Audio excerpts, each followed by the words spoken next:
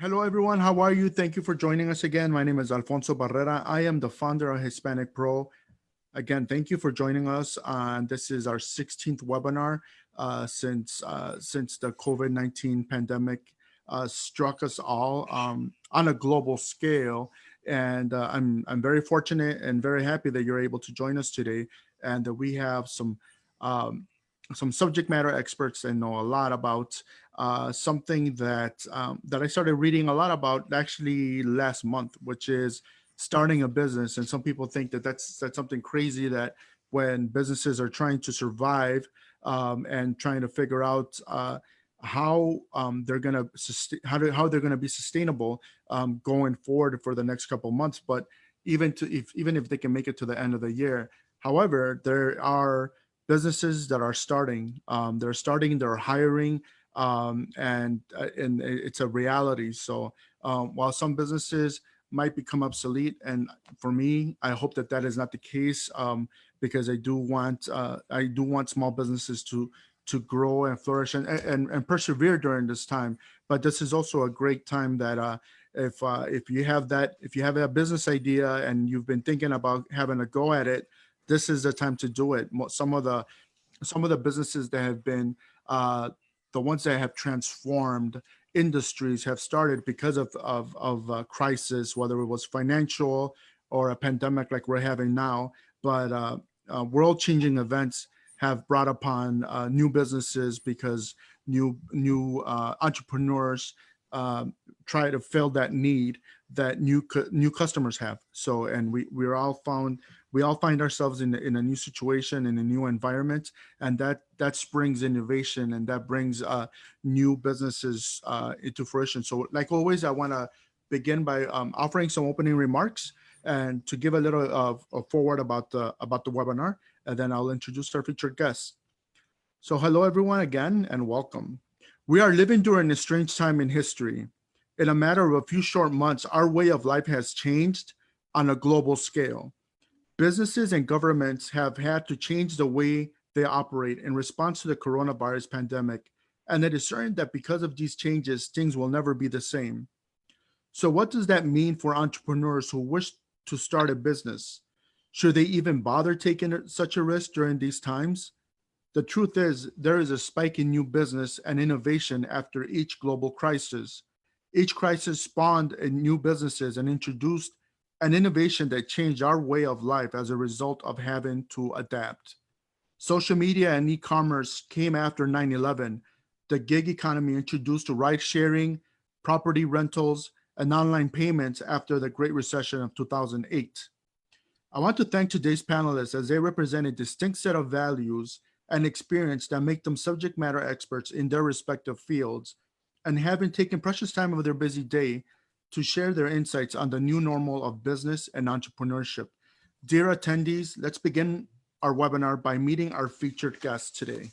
I first want to introduce Jaime de Paulo. Jaime is the president and CEO of the Illinois Hispanic Chamber of Commerce. Jaime, welcome.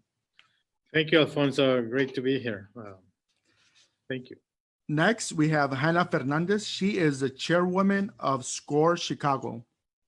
Thanks, Alfonso. So great to connect with everybody. Next, we have Steve Bernas, the president and CEO of the Better Business Bureau for the Chicagoland area. Thank you, Alfonso. Glad to be here today. Thank you for inviting me. Next, we have Kenya Merritt. She's the chief small business officer for the City of Chicago Business Affairs and Consumer Protection Department. Good afternoon, everyone. Happy to join the conversation. Thank you, Kenya. And we also have Lema Khorshid, who is a partner for Fuxa Khorshid LLC, a law firm. Thank you for having me, Alfonso. Great to be here. Thank you. Thank you for joining us. And let's begin by asking the first question. So what do you do? What is the primary function of your position? Jaime, let's start with you. Well, you said it. I have the distinct pleasure and running an organization that's one of the biggest chambers of commerce, not just in Chicago, but in the Midwest. And we represent businesses, and our mission, our sole purpose here is to help businesses get registered, help businesses grow, and help businesses thrive. obviously with the Hispanic piece on it, but not necessarily. We serve all kinds of businesses. So that's what I do. We have a team of 10, which is a very good team, I might say. We small but mighty. And over the past few months, we have done a lot of work that I'm going to be able to speak about that in a few moments. Thank you. Thank you, Jaime. And next we have Hanna Fernandez. Hanna, what do you do and what's the primary function of your position at SCORE Chicago? I'm Hanna Fernandez, and I'm the chapter chair of SCORE Chicago, which is a nonprofit organization. So SCORE has been around as the resource partner of the SBA since 1964. So we offer free business mentoring and confidential mentoring to entrepreneurs, whether they're a startup or an established business. And my role is to really oversee the overall operations of the chapter, from volunteer growth, client services, to really creating partnerships for the chapter. Thank you, Hanna. And Steve Bernas, President and CEO of the Better Business Bureau of Chicago. What is your primary function in your position? As CEO of the Better Business Bureau, I'm charged to make certain that businesses adhere to the standards that we send out and that we ask businesses to comply with. We're an old organization. We've been around 108 years. So we invented rating back in the turn of the century. And we're really about self-regulation. We want businesses to compete, but compete on a fair and level playing field. So we want to make sure that playing field is fair. And we also help consumers. We help consumers in buying and selling in the marketplace. But our slogan is a better business. We want to make businesses better, and we want them to thrive. Steve, so the Better Business Bureau was the original Yelp. We are the original everything. So we were there for self-regulation purposes. We started 4 years after the FBI, and we started 2 years before the Federal Trade Commission started. So we started before government was involved in protecting consumers and businesses. That's great. That's awesome. That's a great story. And Kenya Merritt. Good afternoon again, everyone. My name is Kenya Merritt. I am the Chief Small Business Officer for the City of Chicago. It's a really lofty title, but essentially what it means is that I work on behalf of the residents and the business owners here in the city to ensure that we are building an ecosystem that supports the growth as well as the sustainability of businesses across all communities in Chicago. Thank you, Kenya. And I know that right now is a busy time for the BACP, and I think you're the one of the essential points of contact for small businesses, entrepreneurs, and startups, and getting their affairs in line so they can be in compliance. But at the same time, if they want to have a go at it, like I said earlier, and start a business, your department is a department to go to. Absolutely. So our department is responsible for everything from licensing to enforcement, and all of that in between, right? And so my team is largely responsible for capacity building and supporting organizations such as SCORE and Illinois Hispanic Chamber of Commerce and the BBB. We work really closely with those organizations to help businesses throughout the city. But I'm sure throughout the panel conversation, we'll talk a little bit more about the role of business affairs and consumer protection and what it means to business owners and entrepreneurs in the city. Thank you, Alfonso. Of course, thank you. And Lemma, can you tell us a little bit about your position and your role? Sure, I'm a partner at a boutique law firm here in Chicago, Alfonso, and I mainly service small to mid-sized closely held businesses. So I've been working for the last 15 years providing legal solutions for anyone from a startup to an IPO. So I have a full range of legal experience.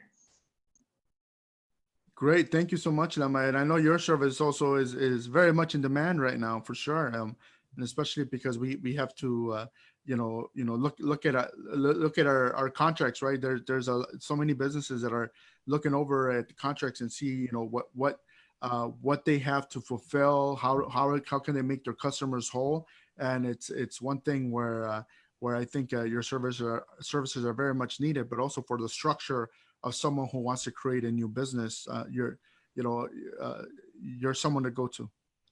Thank you. So our next question is, why are new businesses springing up during COVID-19 when others are perishing? Jaime? It's not that they're perishing, Alfonso, it's that, that they can't open, for example. So they have to think about how they're going to reinvent themselves. So that's been the biggest challenge lately, especially in the Hispanic sector. Businesses are struggling and had to reinvent themselves. And you mentioned it earlier, construction has non-stopped. I mean, there's all the construction programs out there from the city, the county, the state, and the federal government are full throttle. In fact, it's been better in road construction because there's less traffic. So I might say if you have a construction company, you're probably still working, and make sure you keep 6 feet distance. It's been a challenge for construction workers, but it's still going. In the commercial sector, that's been the issue. There's a lot of stores that have not been able to open. So for example, the manufacturing has grown a lot because obviously a lot of the manufacturing products come from China. So there's an opportunity for businesses to do their own manufacturing in the United States. And because of this, this scare thing that the viruses come from China, that kind of thing. So there's a huge opportunity for manufacturing to spurt up in Chicago. And Chicago is known as a manufacturing town. So there's a huge opportunity on that. Jaime, do you think right now, if you're a small business or even a medium-sized business, that if you get proper counseling, proper assessment of where you are right now, that that you can pivot and pivot and also make it so that, hopefully, having everything that's, because it sometimes feels like you said, in the commercial sector, for small businesses, their hands are tied behind their back. But is there a way that you think that if they get proper assessment of their business, they can probably make it to the end of the year, and hopefully by then the environment changes and business can resume to some type of normality? Yes, I think the technical assistance for businesses is key. Organizations like SCORE, the Illinois Hispanic Chamber of Commerce, that we are one of the lucky ones that have a small business development center that has the tools and the personnel to actually assist businesses in the finances, because the number one question is how they're going to survive, how they're going to manage their finances, how they're going to access a loan. What if they get the PPP? Can they use it for personnel, or can they just hang on to it and use it as a loan and reinvent themselves? Yes, that's key. And it's going to be key for the next several years, and how we're going to counsel businesses and how to grow, how to maintain, and just how they pay their bills, right? And then they're going to pivot after that. But the key here is technical assistance that are offered at our office here at the Illinois Hispanic Chamber and the Women Business Development Center. Even Kenya's office has some great workshops that helps you do that. And SCORE, they're well known for retired accountants that are willing to help. So yes, there's a lot of opportunities out there, and make sure you reach out and get the technical assistance. Don't be naive. You need help. Great. And I think that's maybe one of the issues in the Latino community, is that we're afraid to ask for help, when asking for help is probably the first thing that we should do, so that we have a shot. And it's free help. I mean, I get paid by the federal government to run the SBDC and by the state of Illinois. So we get paid. So reach out. The city, they get their own ways to get it paid, but they get paid, and they're willing to help. SCORE is the same way. They're not going to charge you anything. So reach out. We are on the front lines, and use us as your best friend. Use us as, your right hand of your businesses, because especially businesses under 20 employees need organizations like ours. We don't have this, we don't have the luxury like big corporations that have staff at hand that can help them fill out those forms. They can help them fill out those tax statements, right? So that's why organizations like ours are key to the success of small businesses. And then maybe they can become part of the Better Business Bureau. That, by the way, absolutely, right away. The Illinois Hispanic Chamber is in good standing. That's right. So, Steve, tell us what is your point of view in regards to businesses that are starting now, that are beginning, or people that are launching startups, when other companies seem to be on a downslope? Well, what we see, I've been doing this for a long time. So fortunately for the last 32 years, I've been involved with the BBB. When I first started was the Black Monday in 1987, when the crash of the last part of that recession, that 80s, lasted the 80s. But like Jaime said, is there's new growth and there's new opportunities and organizations have to pivot. So I see a lot of organizations that we deal with. We have over 9,000 businesses that's, but we report on over 100,000 organizations in Northern Illinois. What we're seeing is that there are some that are thriving in this particular industry. They're looking different industries. They're looking for new ways. But a lot of businesses that we see that don't really need to ask for the help.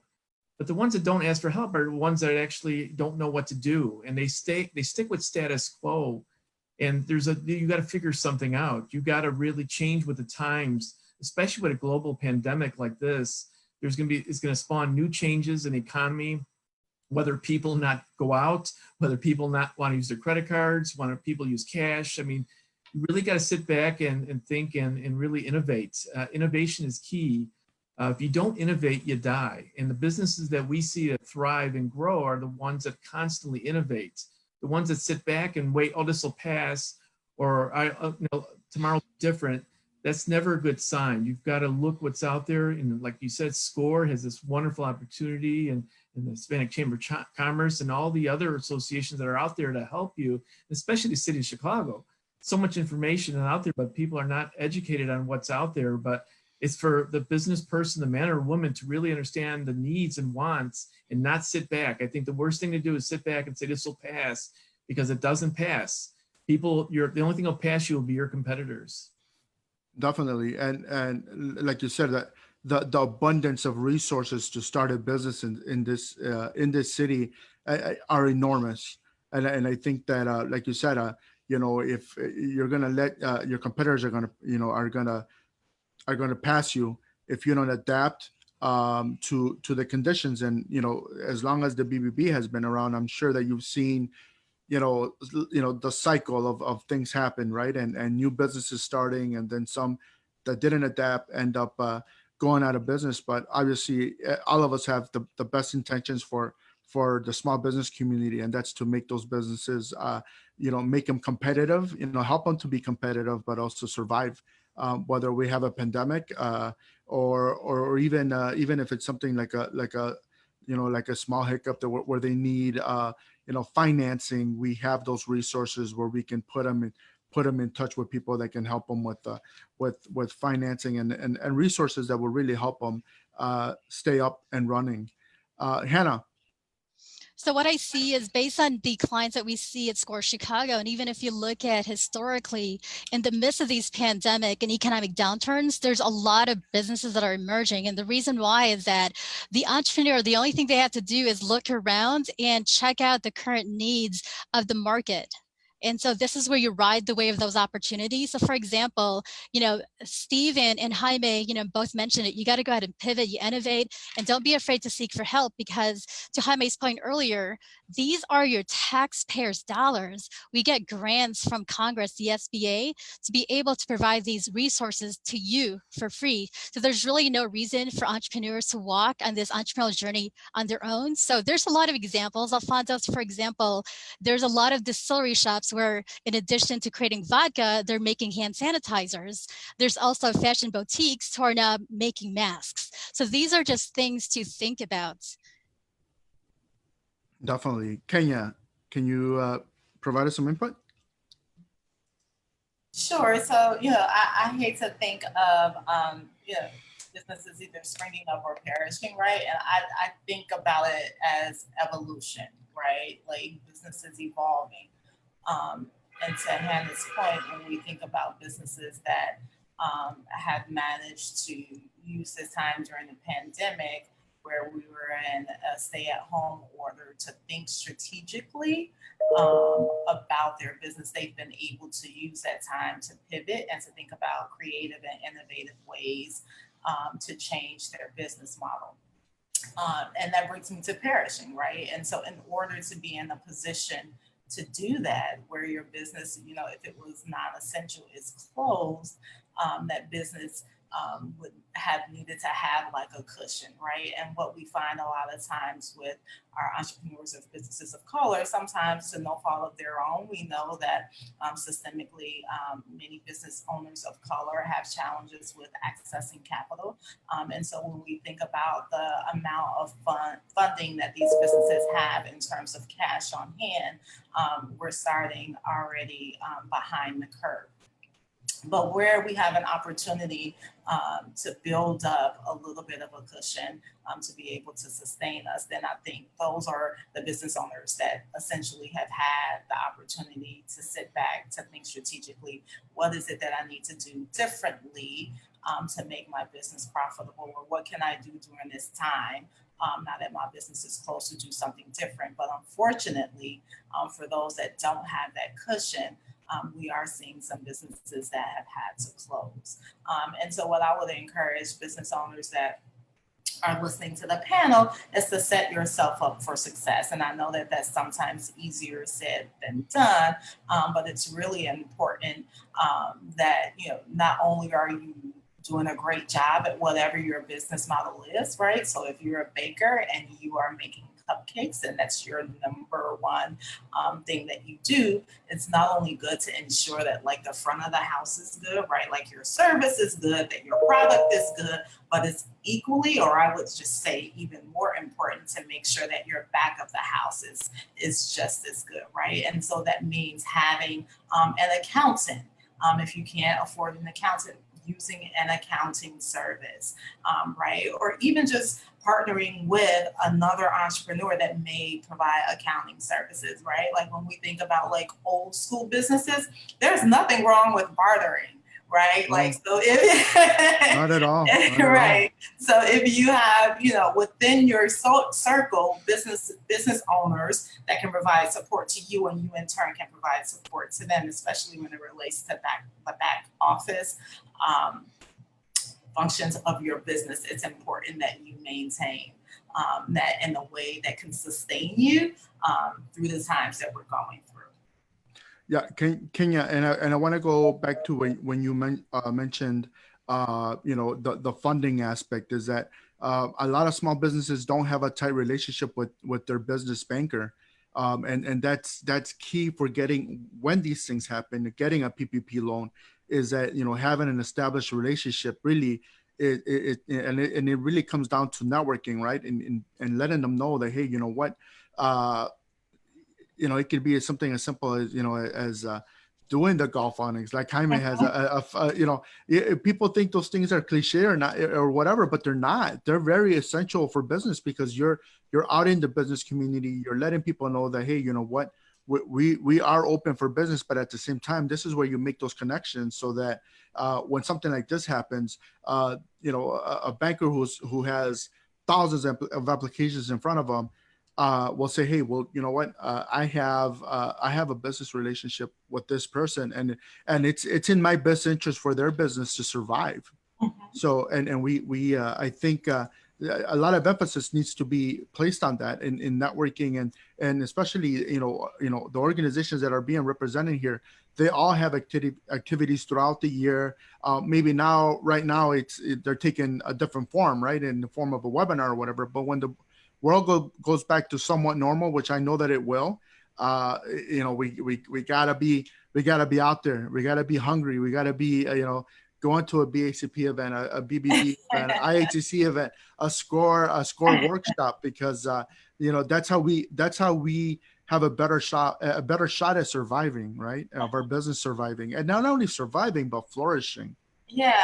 And I would just add to that, you know, again, just, you know, going back to thinking strategically about your business. You know, one of the things that we noticed when the stay-at-home order was issued by the governor, it felt like it happened so quickly, and so many of our non-essential businesses had to pivot really quickly.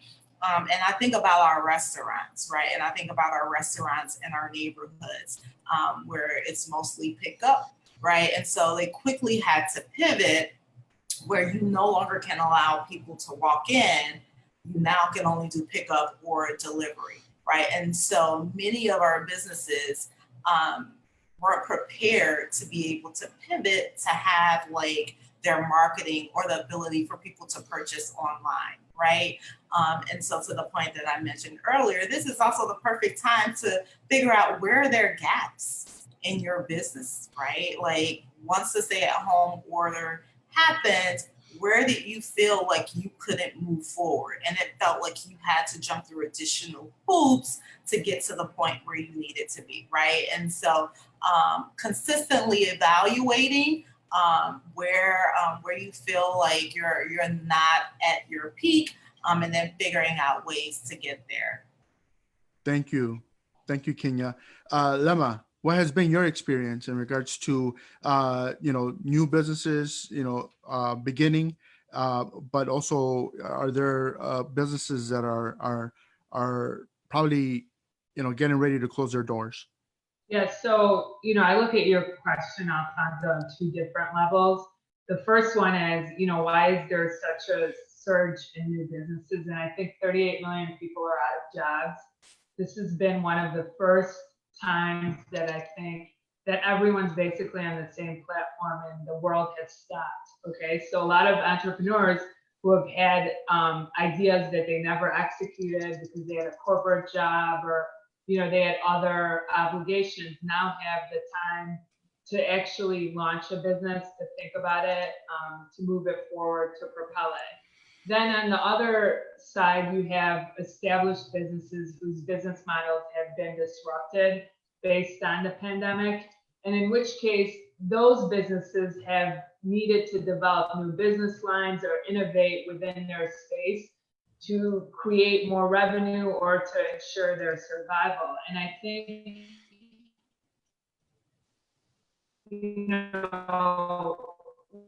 and a lot of the panelists have already echoed this sentiment, is now is more efficient and more effective in what you're doing. And I think that,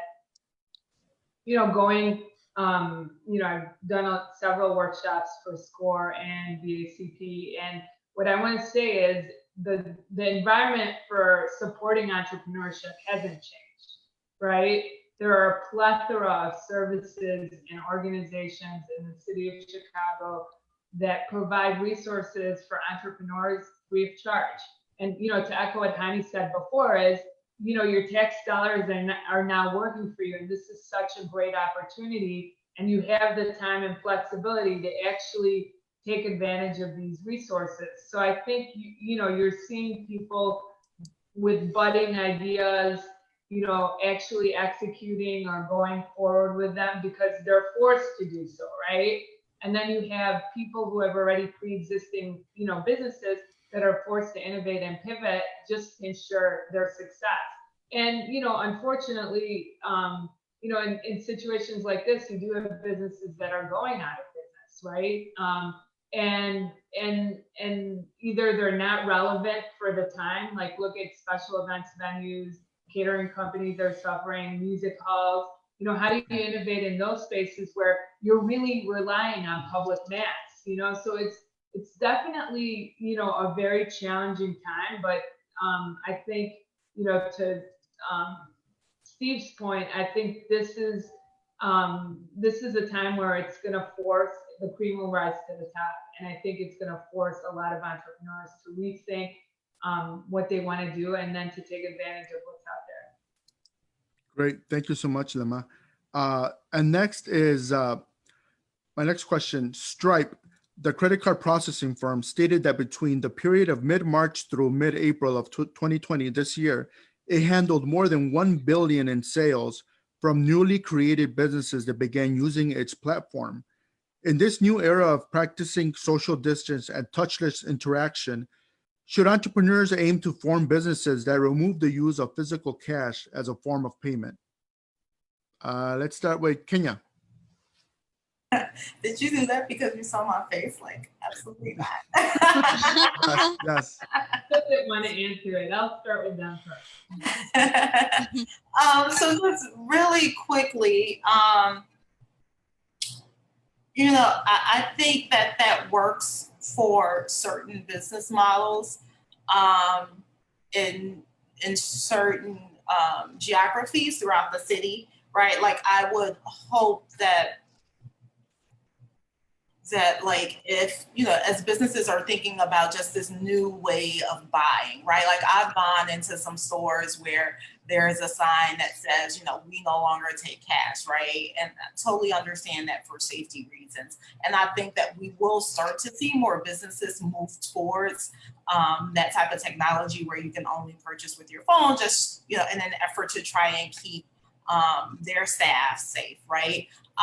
But I feel by imposing that across the board, we're creating barriers for consumers that may not have access to credit, right? Or access to a bank account. What we know in certain communities is that a lot of people still use the currency exchange as their bank.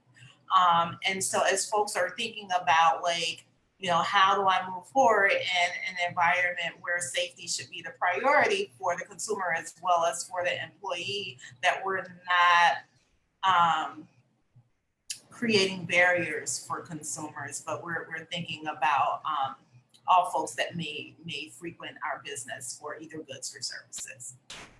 Kenya, but you think that that barrier might be just the access to technology, whereas if we make the technology available, then that barrier is removed, because there's, you know, in areas of Asia and even India where people, you know, the poverty there is substantially higher than in the United States.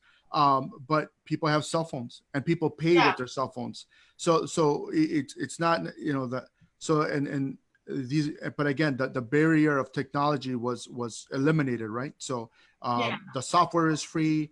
Obviously the phone is some way subsidized, and we even would do that now, where the phones are subsidized by the cell phone carriers or the other manufacturers themselves. So breaking that barrier of technology, you know, might help us, where, like you said, not alienating a certain consumer segment of the population, but just putting the tools in place and putting it in their hands so that they're not left out. Yeah, so I, you know, two things. One, I do think that that some of it may be attributed to accessibility, right, if you will, right? Access to technology, access to equipment that would allow one to be able to purchase and leveraging technology. And I think, too, that a part of it, and it may just still be a very small segment of our population, is just hesitancy to use technology, right? Like, you know, I was in Chicago lawn doing a walkthrough like a week ago and was talking with a banker, and we were just talking about just like our shared interests, right? Like we kind of grew up in the same area. I grew up in North Lawndale. His bank is in South Lawndale in Little Village. And he was talking about the consumers that frequent the bank, and how even though we're in 2020, some of his clients still have a passbook. And I know some folks are like, what's a passbook? But a passbook is essentially like everybody has their banking app on their phone, but a passbook is literally a book that you take into the bank and they print like what's in your account, like literally type what's in your account. And so he still had clients that use a passbook. And I know for myself, like my grandmother, like she's still very old school, right?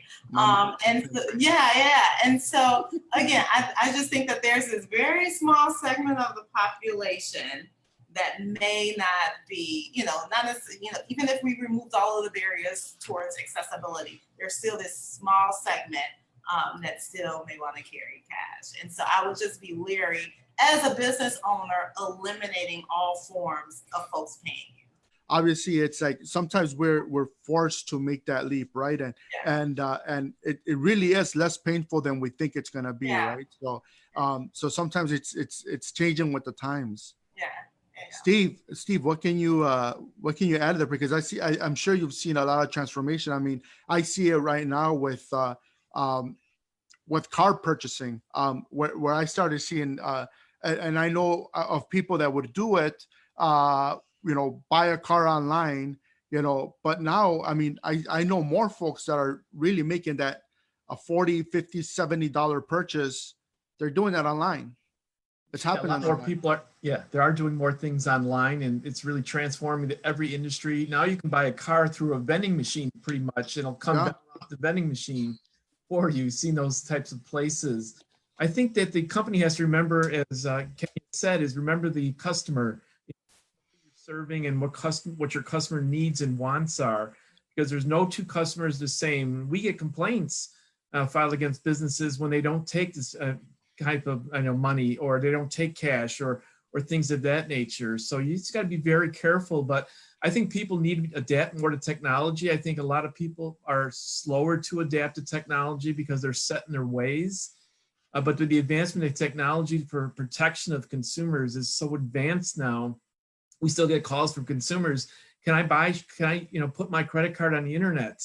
I mean, it's to the point where they hear these horror stories, but there's so much safety protection out there for consumers. I think they just have to adapt more, and so do the businesses as well. And what consumers want, and looking at that, because that technology, I mean, I can't keep up with it. I mean, it's so advanced now comparatively when I started in 1987, when we didn't even have the internet.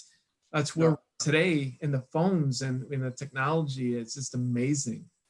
Yeah, and sometimes, like you said, in regards to consumers being protected, I mean, it's incredible how when a scammer is determined, they can literally mirror the look and feel of a website, and an unsuspecting consumer thinks they're in the right place, right?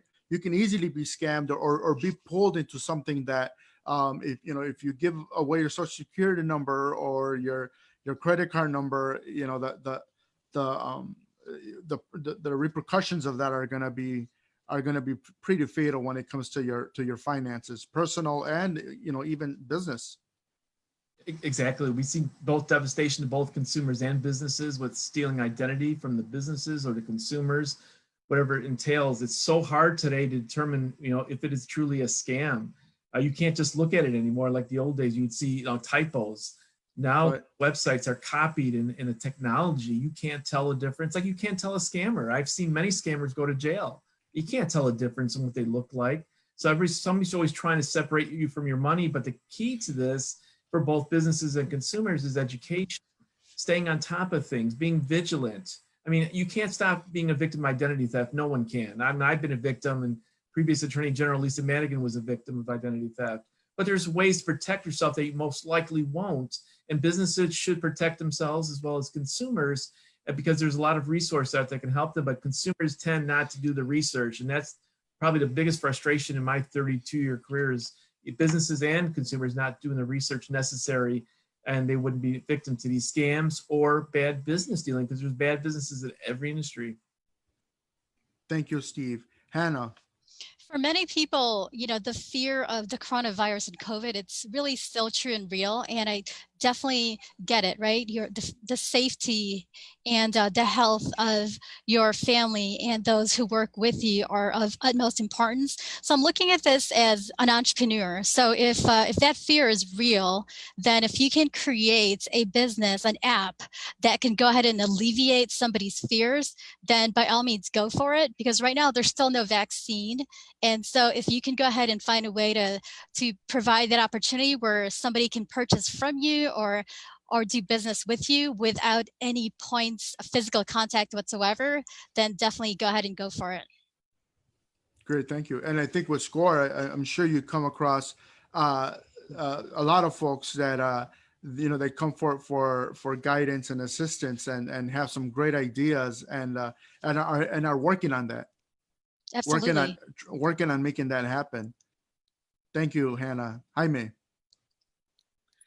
Well, try to go to Totonilco's Tacos and try to pay with a credit card. Right? All of you Mexicans know. Yeah. But it's because they're set on their ways. They're like Steve was saying, they cater to their customers, to the consumers. But I think we're becoming a cashless country eventually. I find myself not carrying cash anymore, and I go by my day without even using a credit card. My office here is a Merchandise Mart, and I get this thing called Meal Pal that I buy lunches deducted through payroll. So I just go with my cell phone and get my lunch in certain restaurants. Even you guys probably have you fill your card at Starbucks, for example, you don't need any cash, you just, so we're becoming a cashless country. And the other day I was at the grocery store and there was a lady paying with her cell phone because she didn't want to use the credit card on the machine, but then the machine asked her to put their PIN number, and she really had a problem with that, especially with the COVID, trying to put the PIN number. So there's probably going to be a way you're going to be able to put a PIN in your cell phone number pretty soon, in your cell phone without even touching the machine. So I think we're going through a cashless world now, eventually. But Kenya is absolutely right. In some communities, and I know exactly the bank she's talking about, that they use the book. And I used to work in Little Village, and you get those old timers, they're set on their ways and they don't want to change. And that's just how they do business over there. And there's nothing wrong with that. It's just the change of times. And if these folks have to write the CTA, and they got to get used to that Ventra card. It's basically cashless. You got to go refill it once in a while to the, to the check cash and exchanges places. So eventually they're getting conditioning little by little to not to use cash, in a way, But for the city and for the tax collectors, it's better to not take cash because it's a record, right? Cash, there's no record, right? So that's so tax collectors love the idea of going cashless because it's a record. Lemma? So I'm probably not going to add that much insight after a lot of the panelists, but I think that when you're building a business model, part of it is looking at the entire set of your demographic. And I think you can never alienate people who are your customers. So I'm very old fashioned. I love books. I love newspapers. I love like old school everything. And yet I'm also very contemporary, right? I do technology. I use technology to engage in commerce. Having said that I think, to your point, I think to get a lot of the, older customers or the customers that are not acclimated to the technology platforms, it's a lot of education and making them feel comfortable, whether it's because of data privacy or, someone taking their identity, or it's just how do they understand the technology so that they can effectuate the transaction, right? So I think that there has to be, I would be remiss to tell you, there's a lot more people that want to do it the old school way. I mean, digital is the way to go. Technology's as fast as ever. I think what's more important is that entrepreneurs address and not alienate their customers so that they capture the most market share. And I think that comes with educating older customers. The other thing is, if you look at business, it's about relationships, right? Technology teaches us that everything is quick and transactional. I'm going to give you back more time. I'm going to let you do a transaction really quickly. If you think about building business, it's about building relationships, interactions, time over time over time. So I think it's, not only education, but it's also a balance of like maintaining that relationship while still providing the digital platforms and, getting the customer engaged in, the brand and the business. So it's a really interesting, it's a really interesting business paradigm because I think if you wean the customer on the fact that it's just quick and transactional, whether the switching costs, right, the customer is staying with you for a really long period of time also changes because someone's providing something cheaper or quicker or faster, and there's no relationship where someone's going to a taco shop and paying cash and then seeing the proprietors and like really crystallizing that relationship. So I think those sort of elements have to be taken into consideration. Thank you, Lemma. Following question. Are banks and financial institutions such as credit unions, but the traditional banks, are they lending money to newly formed businesses? Jaime, do you want to take that? Yes, banks are there to make money. And when you have a new idea, a new business, yes, but you got to make sure you have a business plan done right. You got to work again with organizations like ours to the city to score and don't pay any money. We can do it we can help you, guide you through the process. It's a difficult process, but in a way, it's easy if you get the right tools. But make sure you have a solid business plan, and that's how the banks are going to give you your loan. A solid business plan. That's the key. You gotta be able to project, short term, medium term, and long term. And the more solid the business plan is, the more capital you're going to get. So that's. Steve? I can't stress enough what Jaime said about a business plan and that you have it rock solid. So many people think they know what a business plan is and they really don't. So you need to lean on others like SCORE and Hispanic Chamber of Commerce and those other organizations. Even the city has those seminars regarding that because banks will look at it in a different way, making certain that you can meet their needs and they can have a comfort level in loaning you money. Yes, there's money out there, but you've got to have a plan in place. You just can't have on a napkin and going into a bank and getting money from them. So there's a lot of resources for businesses and there's a lot of organizations that can help them. But asking that and getting a mentor, I can't stress how much a mentor will help you, especially if you can find one in that industry that you want to get involved in or you are in. I mean, I have a mentor for over 30 years and, my mentor has helped me in so many ways. And everybody needs a mentor. I don't care, what level they're in their careers or just starting. But there's a lot of money out there, but you got to have a solid plan, and there's nothing better than a strong business plan. Great, thank you, Steve. Hanna, I know that you have a banking background as well. So, what is your perspective? There's definitely always money for a solid business model and a business plan, but it goes back to what Jaime and Steve said. You got to make sure that before you even approach a bank or a lender, that you've got your financials in order, your business plan in order, your pitch, what is the return? Because you got to put yourself in that lender's shoes. If you're the banker, would you lend to you? And there's something about, the 5 C's of credit that never changes. Whether we're in a healthy economy or an economic downturn, you got to make sure that your character, your capacity, your cash flow, you're aware of the conditions that's happening right now in the marketplace. You've got capital if required, right? Because even with SBA loans, sometimes you need a 10%, skin in the game. So these are things that you got to go ahead and make sure that you have. But then to their point is that there's a lot of free resources in the city of Chicago. You could go to BACP, you could go to a lot of chambers like Illinois Hispanic Chamber of Commerce, to SCORE Chicago. And I know that LEMA also offers their services as well, for legal advice to SCORE clients for a 30-minute pro bono. So we really appreciate that. But definitely take advantage of the resources that you have right now. And as we speak, there's still $130 billion left in PPP loans. So definitely reach out to the SBA for that, because take advantage of it. And I think Jaime mentioned earlier, if it can't be 100% forgiven, let's say you choose not to allocate it for payroll, then a 1% interest rate is nothing. If you could go ahead and use that to go ahead and reinvent your company, pivot, and then really bring in a lot of profits and serve your market. Thank you, Hanna. Kenya.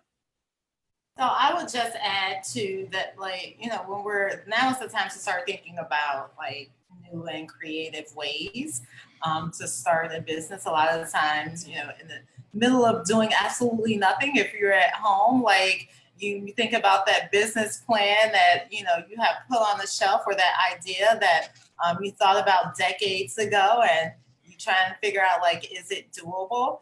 To their point, think about it, but also be committed to the work, right?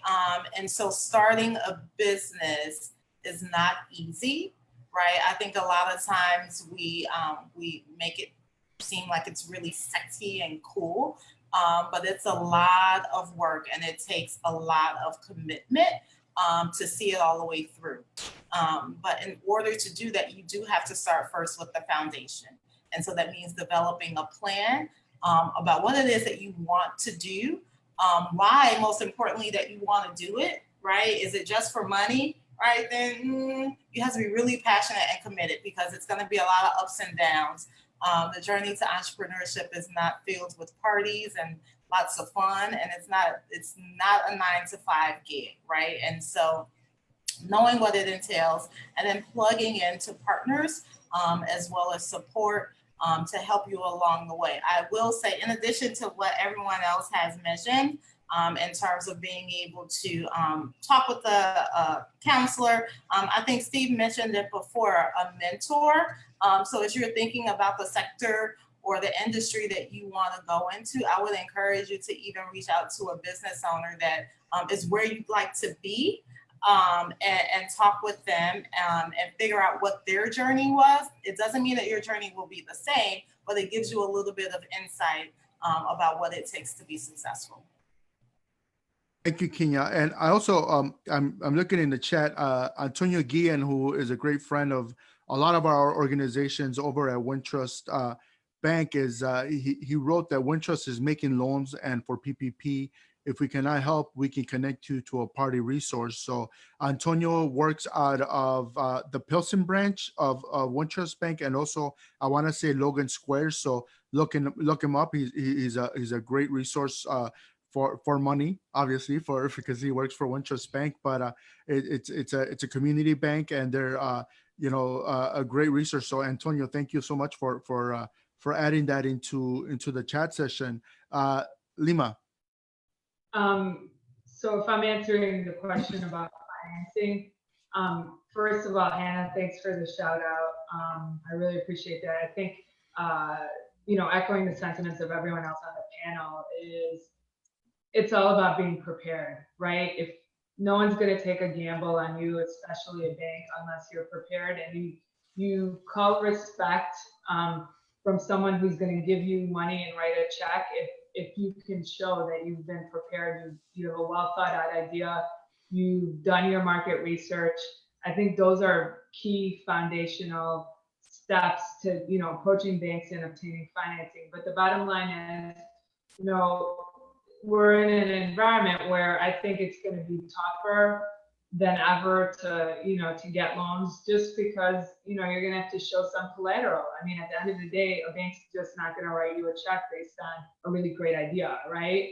So I think the combination of thinking about it from a collateral standpoint of like being able to show that you can pay back the loan, or if you don't pay it back, that there's some sort of asset to secure the loan. I think that's going to be even harder now than ever. But I think it's also going to require entrepreneurs to really be very vigilant and diligent on presenting their plans. And I can't stress enough, talking about mentorship, what SCORE has done in the past. And all of these are retired executives that have had, just a lot of experience running businesses who will sit down and read your business plan with you. Because at the end of the day, it's about someone taking a gamble on your idea too, right? So again, preparedness, and then being very realistic about what you're going to need to get the loan is key. Thank you, Lema. Next question is, what are some examples of new fraud schemes and scams that have emerged due to COVID-19, and what can entrepreneurs do to protect themselves? Steve, I'll start with you because this is right up your alley. It's our wheelhouse, exactly. What we're seeing at the Better Business Bureau is imposter scams. So it's actually going after businesses and consumers both. And what I mean by imposter is saying that there's somebody else when they're not, and they're trying to separate you from your money. So just if somebody asks you to do something in 30 minutes, whether it be a business or whether it be a consumer, that's usually the tip off to the rip off. The only thing you should do in 30 minutes is buy a pizza, and that's it. The ComEd's not going to call you and tell you that your electricity is going to be shut off as a business unless you pay. Or the People's Gas is not going to call you up and tell you that. Or the IRS is not going to call you and ask you for your information on your business or account numbers or things of that nature. So the imposter scams are really coming in alarming rates. And as Jaime said, as well, the fake websites, even for the businesses who are looking for help and assistance, even governmental assistance, they follow these links and they go to some other party's site. They ask for confidential information, or there are phishing emails where they ask you for more information. And if you download some of this stuff, you can put malware and spam on your computer, on your corporate accounts or your personal accounts, and they can lock it up and hold it for ransom, and it works. As we seen last year, a police station in the south suburbs had to pay the ransom in order to get their computers back online. So it's pretty scary. So businesses, I was advised to deal with people you know and trust, and don't follow links. Go to the site itself. It's the SBA. Go to SBA directly, or Hispanic Chamber of Commerce. Go directly. Don't follow those links because you never know where they end up going. Thank you, Steve. Jaime, what do you think? Because I know the Latino community, we're a vulnerable. It's a vulnerable population, in regards to mainly because of the language barrier, right? So, what kind of input can you provide? Yeah, well, I agree with everything Steve just said, but be careful of the notarios, right, in our communities. Those guys are, there's a lot of, especially vulnerable communities, and not just Latino immigrant communities, any community. Because when you're most vulnerable, that's when they come and get you, and they ask the right questions, and then you just fall right into it. So we get a lot of complaints, and we always tell them to go, file a complaint with the Better Business Bureau, because that's the good way to tracking these guys and these people that they're not good people.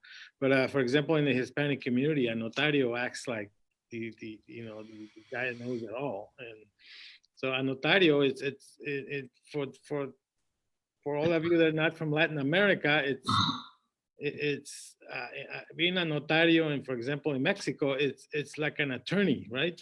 Here is just somebody that verifies a signature, so it's a little bit of difference. So if you're an entrepreneur business, if a notario is going to come and tell you he's going to help you fill out those forms and sign up for you, it's probably a scam. So I cannot stress more than just reach out to the local chambers there, and there's business organizations, the Women Business Development Center, SCORE, even the local banks will help you.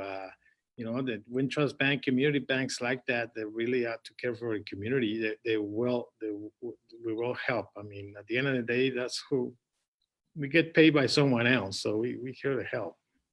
Yeah, and I also want to include Rodolfo Medina over at Second Federal Bank, because they're there in Little Village, and so they are a great resource for small businesses. But at the same time, they know things. They know they can provide you advice of, okay, yeah, those guys have an outstanding, great reputation in the community, and they can also tell you, well, these certain entities or these certain individuals are not trustworthy.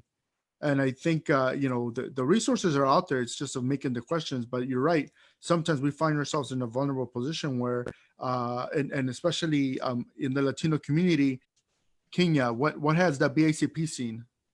So one of the things that we're being very cautious about is, to Steve's point, is how people are accessing governmental resources, right? So whether that's at the federal level, at the state level, for us, we've launched 3 different programs where we're providing capital to business owners.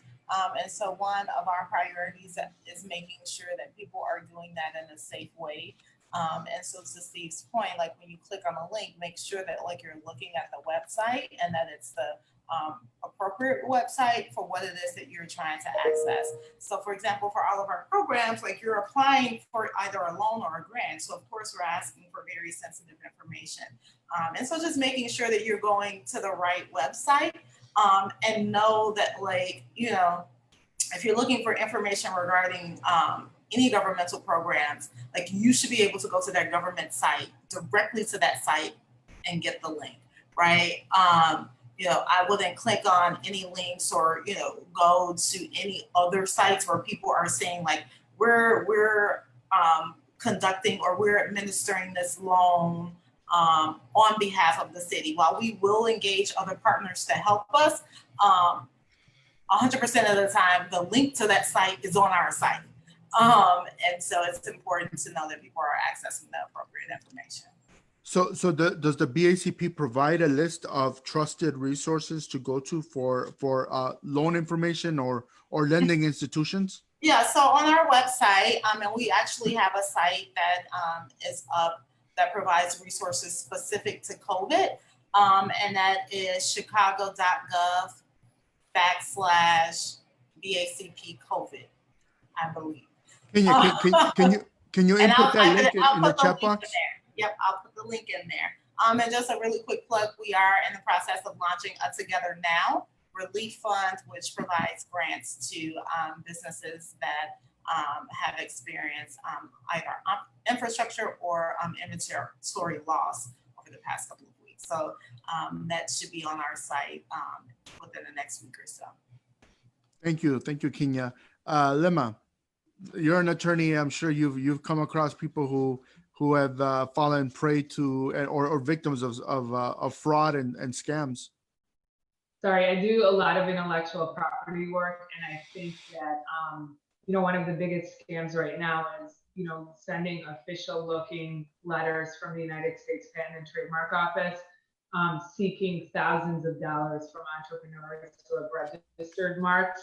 In addition, I'm seeing a lot of people take logos and names of business owners and then create fake LinkedIn profiles or create profiles on various other sites with that business owner's information to steer business to that site. I'm also seeing scams coming where people are sending documents from what they think is the Secretary of State, asking for maybe $100 or $150. And so the entrepreneur look at it and think, oh, the Secretary of State needs a filing fee and write the checks. So it's just, and that's because people want money, right? So I think, part of it is just do some due diligence on the correspondence that you get. Seek, if you have an attorney or you've been working with an attorney, it's really easy, scan it in and ask your attorney if it's a legitimate correspondence. But then if you're working with other people or other people are soliciting you for advice, we live in an era where information is right at your fingertips. So I think using the World Wide Web and doing some due diligence on people that you're going to do business with is always key. And then one of the other things I always tell people, which is not fraudulent, has nothing to do with frauds or scams, but if I were to do business with someone, I always do a litigation search. I tell my business clients, I'm like, do a litigation search and see if this person's been sued before, and what the nature of the lawsuits are, because I think that a lot of people prey on entrepreneurs and promise them sky in the pie, sky in some pie. And, just because someone, looks official or sounds official, I still think you need to do the due diligence. So do the due diligence on the written correspondence and do the due diligence on people that you're going to do business with. I highly recommend that. Lema, is that a service that your office offers? And if so, can you put the link of your website in the chat box? Sure, I can. Awesome. Hanna. From the consumer standpoint, really just beware of the fake websites that Steve and Jaime and Lema and Kenya mentioned, because right now, because of the shortage of PPEs, there's actually a lot of fake websites that are popping up. And so you think that you're ordering a bunch of face masks or a bunch of hand sanitizers, and this is really just a means for them to go ahead and collect your information. So make sure that you verify the URL and just make sure that that's a legit company that you're dealing with. And from a business standpoint, what I've heard from, some clients coming in is that, they've been offered some great business opportunity, or they've been promised something where, well, this consultant, told me that he or she can go ahead and help me, but, I just pay them $50,000 and, 6 months later, I'm still not getting anything in value. I wish I would have known about, SCORE and, what you offer a long time ago. So if it's too good to be true, it probably is too good to be true. So just make sure you be aware of that. Can we hang on for one more question? Sure. Because this question has to do with the one word that we've all mentioned here today, and I think it's going to be the word of 2020. So the question is: have the organizations you represent had to pivot? That's the question. The word pivot to serve your members and continue to be relevant in the COVID-19 era. We'll start with Steve. Yes, our organization has pivoted immediately. We have we're a membership organization like a Chamber of Commerce. So our members are looking for more information from us to help them in this digital world today. So yes, I think every business has to pivot and every business has to innovate, as I mentioned earlier. One thing, please, if you don't innovate, you die. as an organization. So I think it's important to listen to your customers, both your business and consumers, make those changes to make them, to help them as best as you can. Because in today's world, if you don't do it, somebody else be picking up that piece up and running right past your competitors. We have competitors. Chamber of Commerce have competitors. Everybody has competitors in some way, shape, or form. So you got to innovate to stay alive. Great. Thank you so much, Steve. And thank you for participating. My pleasure. Lemma. I think that from my standpoint, it's educating and handholding our clients a lot more than we've ever done. I mean, my business is, is on the internet or on teleconference or so from that standpoint, I think just putting out more materials, more education, more mentoring, and then teaching our clients to think outside the box has been more, more of a, add-on service that we've had to do than ever before. In terms of litigation, even, the way that we practice law, has changed. We're not allowed to go in courtrooms. We've had to do hearings over the phone. And a part of it is, if you're arguing persuasively for a client in front of a judge and all of a sudden you're staring at a screen and making an argument, that person doesn't see you, they don't feel your passion. So I think from that standpoint, it's been an interesting way of practicing. But from a pivoting standpoint, I think, when your clients pivot and they're innovating, it forces you as an attorney, to walk right by them. So you're constantly thinking about it from that standpoint and how they can do better or be better. Because, at the end of the day, you want them to survive. It's a win-win situation. I think that for me has been. And I also think that in just in consumers protecting themselves, if you have someone that wants to start a new business and they're considering bringing in a partner, or maybe before they have a prototype that they want to take to market, an NDA, coming to you for an NDA, I think is crucial. It's a way of protecting yourself so that you don't go down that path of then there was someone ran away with your idea or copies it enough to where it's their own now, and at least you have something that you can protect yourself, right, and not go down the litigation route, which could be very, very costly. Yeah, very costly. And I think, Alfonso, to your point is, I think when people are scared, they make irrational decisions and they want things to get done quickly because they want the pain to stop. So I think more than ever is like you're retraining people to psychologically slow down and seek the appropriate protections like a non-disclosure agreement, not jump into a partnership because someone promises them that they're going to give them, $10,000 for 50% of their business and they need the money right now. So I think a lot of it is, people are scared. And so from my standpoint is it's like you play part therapist and then you play part lawyer. And it's just, advising your client really appropriately about how to deal with the emotions as well as how to deal with the transaction. So that's been very prevalent. Great. Thank you so much, Lemma. And thank you for inputting your information in the chat box so that people can follow up with you. Thank you for having me. Absolutely. Kenya. Yeah, so of course, the city of Chicago had to pivot in its own way. So City Hall is largely closed. And so all of our team members had to think about a new way of teleworking. And what we found is that for the most part, people are very efficient. I personally love using my own equipment at home because I think it works a little bit better than my equipment at work, shamelessly.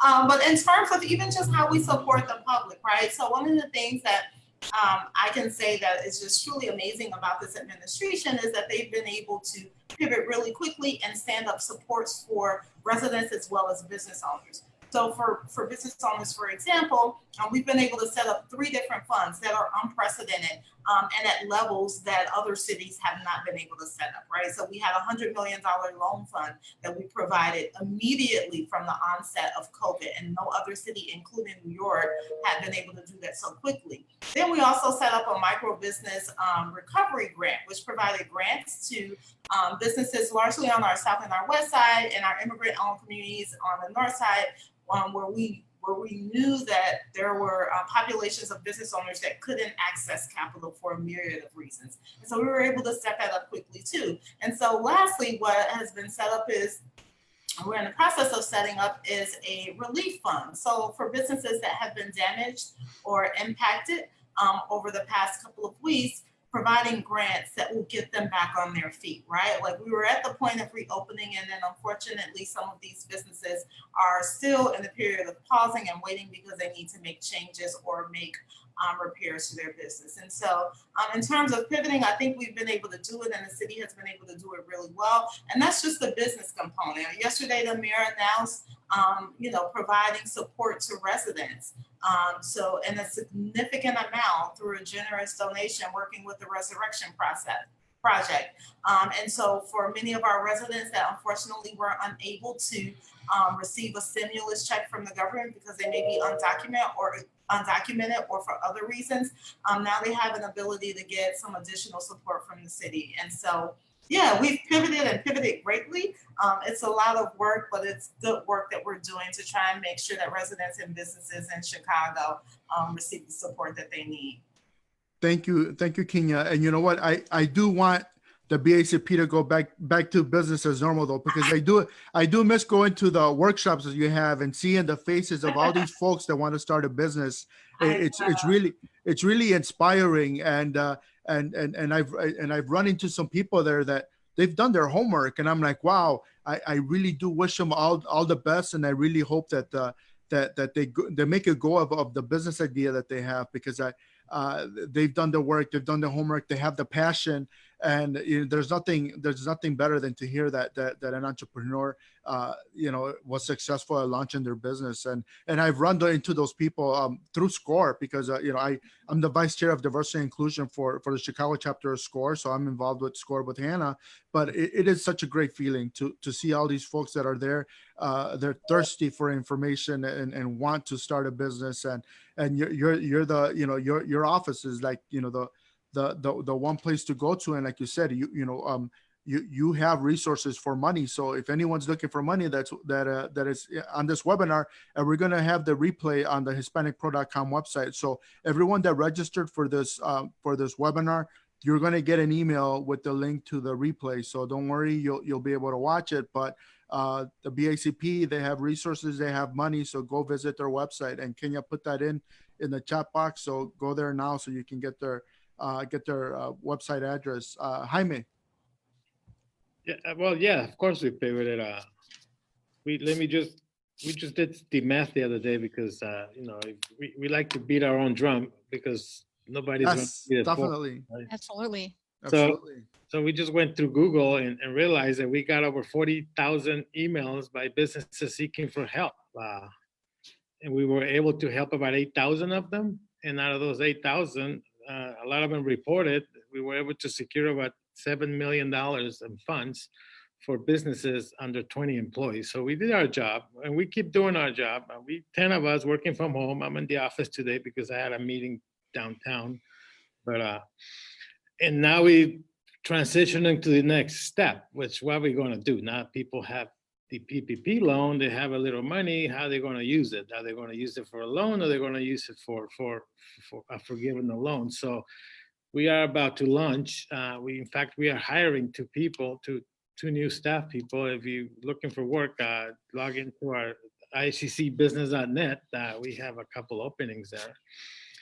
And it's a technical assistance program that we actually going to go out to the communities with a banking partner and consult one-on-one basis to businesses and help them, reinvent themselves, We help them with their books or whatever the reason is. We are going to help them. We hiring an attorney. We hiring a marketing person. We are hiring a financial person that's going to go out there and give the one-on-one consultations for Hispanic, especially Hispanic business owners out there that need our help. So we have pivoted. We hire a calling center. We never had that. So we have a answering center now. So we are very busy. So thank you for the opportunity, Alfonso. It's always great. It's always great to see Steve, Kenya. You know how I feel. Anna, thank you. Of course. And Jaime, and I also want to plug are the applications still open for your cohort? Last chance. Somebody was talking about technology incubator. Yeah. We have the #1 technology incubator for Latinos in the country. In fact, it's the only one. The Latinx incubator in partnership with 1871, which is, in terms of you talking to technology world, this is the biggest one and the brightest and the smartest and the best one. So we form a partnership, and we do have applications open, I believe. This is the last week. So if you thought about a technology company, if you want to grow a technology company, if you think you got the next Google out there, feel free to apply. It's free, so it's an opportunity for anybody who's watching to apply. So thank you, Alfonso, for that. Thank you for participating today. I want to thank our panelists. I want to thank the participants for being on a little bit later than we ran a little bit later than usual. Again, the rebroadcast will be sent, and information on the different organizations will also be sent in that exclusive email blast that will be going out. Thank you so much again.